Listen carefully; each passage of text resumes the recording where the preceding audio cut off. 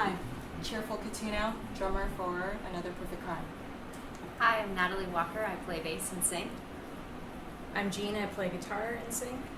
I'm Teresa. I play guitar and sing. And we are Another Perfect Crime, and you are watching Eclectic Arts.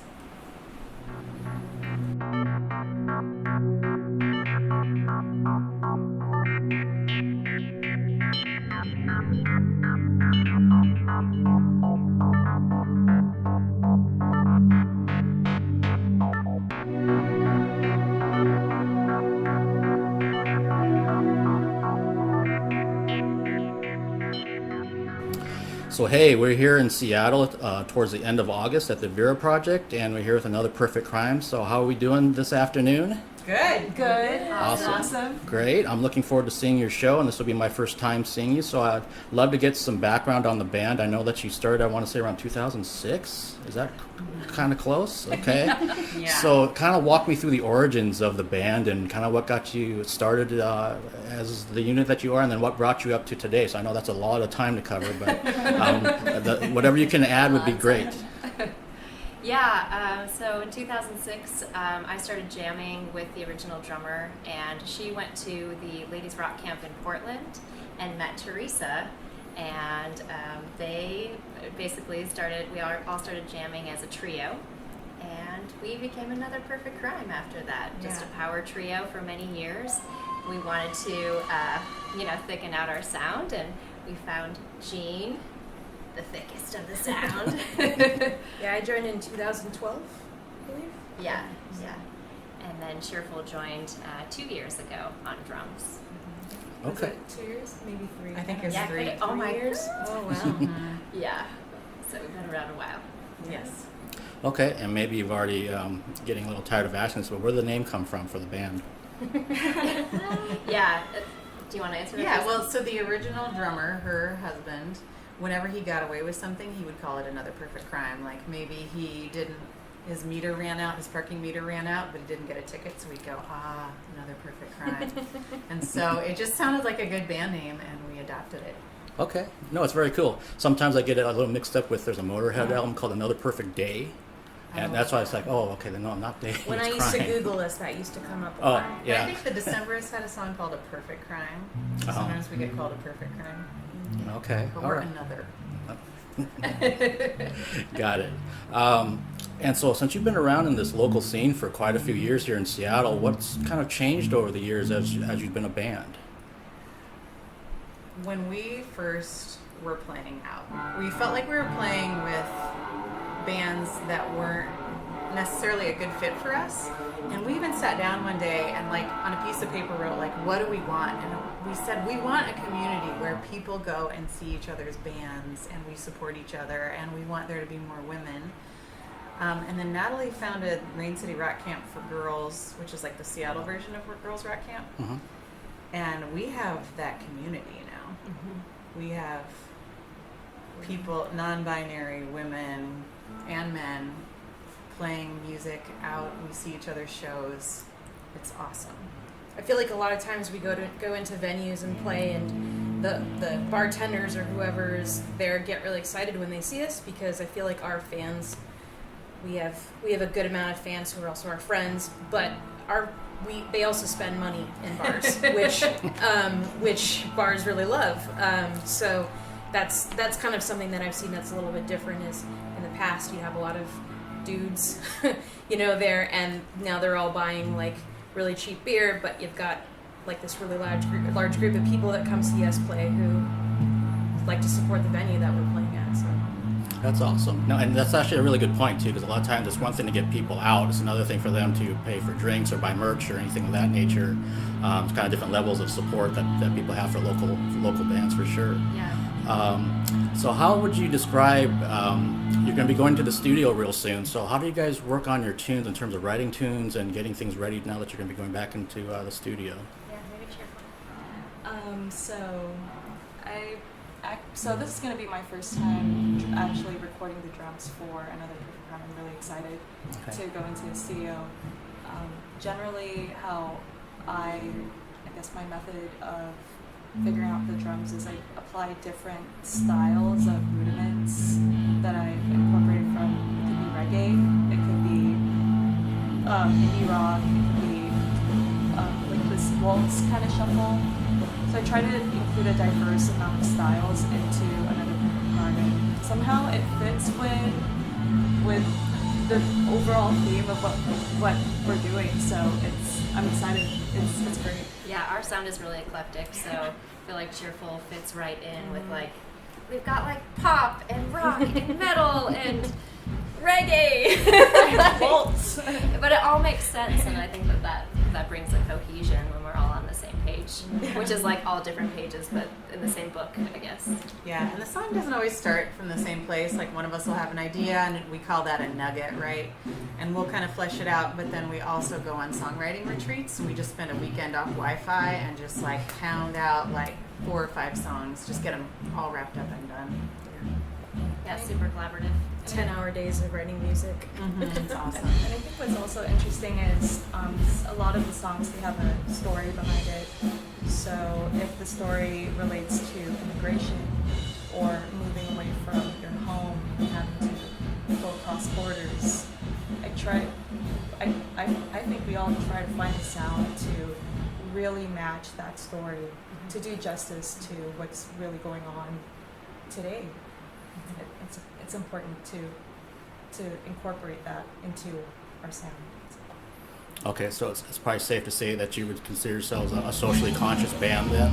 Oh, yeah. Definitely. Okay, We talk a lot about social issues and try to send the message to the music, which I love so much about. Okay, all right. What would you recommend for young people that are trying to become musicians? And remember back when you were first starting out, what kind of advice would you give them? It's all about community.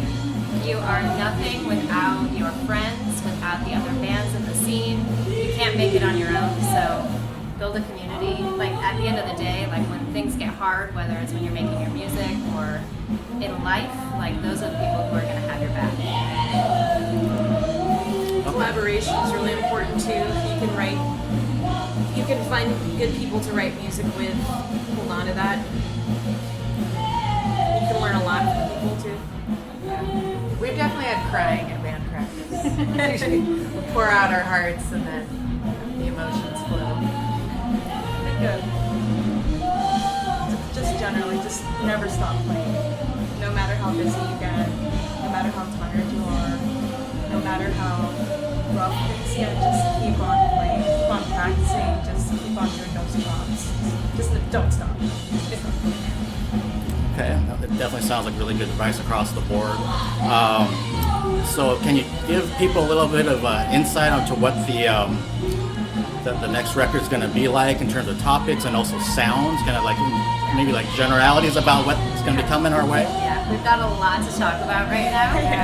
I wouldn't say talk, a lot to scream about, a lot to cry about. There's a lot of emotion that's going to be going into this next album, which like we've had in a lot of our albums, whether it's like political or like whatever's going on in our relationships. It's definitely like been a shifting focus of our albums, but this one's definitely gonna to tear some stuff up. Some of the subject matters that's being covered in this album it ranges from climate change to putting innocent people in jail, the criminal justice system, to current administration, to Jean's wedding. Oh yeah, there's one love song. There's gonna be There's one a love song. and the rest are to mental health, right? Yep. And what else? Immigration. Immigration. Yeah. So there's a lot going on right now, and it's important to capture the current social situations through music, and to share that message with future generations. Okay, yeah. No, I 100% agree. There's so many things that you can be talking or screaming about right now. It's ridiculous how many things are going on right now. I have a teaching background, and I used to work in nonprofits for a long period of time, so I've been down there in the trenches before, and it just seems like, well, maybe it'll get better, and it's like last couple of years it hasn't gotten any better. It's definitely gotten worse to a point that I never imagined, and I have no problem saying that on camera. It's a lot. Yeah, so let's to kind of wrap this up. One thing I've been asking a lot of the bands is about social media. And for them, initially they thought, oh, it's been great because we can reach out to our fans and it doesn't cost anything. But when you think about it, there's a whole other side to social media too, because there's so much judgment. It's so instantaneous when it happens. So what are your thoughts on social media, good and bad? I can start. It's a lot of work. It's actually a lot of work to manage a social media account, a single account. There's a lot of thought and marketing that I did not expect, that you would, like, a lot of energy that you have to put in. And sometimes I think it's important to have someone that's like an expert in that area. It's in of itself its own job almost. Social, like managing a social media account. It's a lot of energy and a lot of time. I can't even manage my own social media. It's like, oh my gosh. Yeah, there's like Twitter and Instagram and Facebook and like And then you have like e-newsletter and how many email accounts. I don't know. It's a lot. Yeah. I feel like as a tool for promoting your band, I think it's great because, but it's a little bit like, everybody like tries to follow and like every possible thing that they maybe liked at one moment and stuff, and so it's kind of hard to tell if someone really likes you or not. But it's a great way to kind of get in somebody's view, like while they're looking through social media stuff. But I don't know. I'm a little bit mixed on it. I think that I think for using it for the band, I think it has its purpose. Me personally, I think that people talk too much without a filter on social media, and that is permanent. right. And then like as people who are like trying to promote a band, we don't have the luxury of like, hey, I'm taking a social media break, like for mental health, like let me just like not see anything. And it's like, no, dude, we've got to like promote the show. We've got to see what other bands when they're playing. Like you have a responsibility kind of to stay on social media. So there's a little bit of this like burden that comes with it. Yeah. And you have to keep up.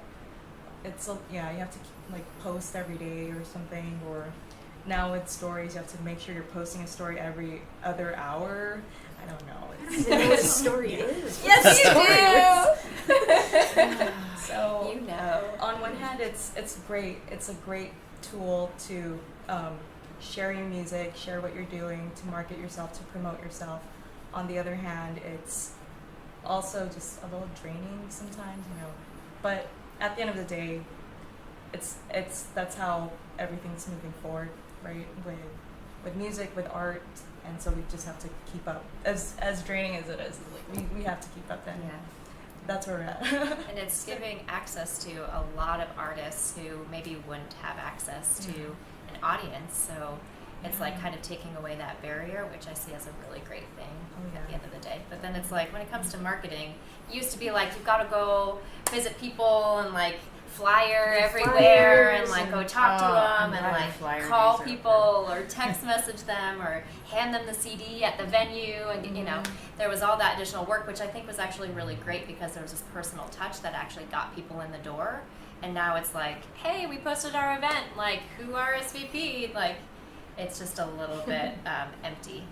Mm-hmm.